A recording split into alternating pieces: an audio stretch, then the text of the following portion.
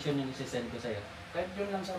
Yun Ito, yun ito na lang. Meron ako nito eh. Oo. Kumbaga nakita ko na yun. Nakita mo na. Ito na lang yung diesel drive. Kasama yung biyahe, sir. Kasi sige. Sa biyahe, di ko pa masama sa quotation kung magkano kasi Hindi, kakanvas pa estimate natin. lang, sir. Estimated lang natin. Sa amin malaki yung ano eh, yung dosis ng barangay, malaki yung ano. Dami din. Giling mo sa amin.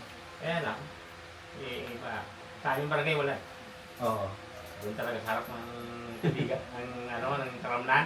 Oo. Wala doon sa akin eh. Nahira na nga yung Mas, sabi ko. mas advantage pala sa inyo kasi kayo yung ano.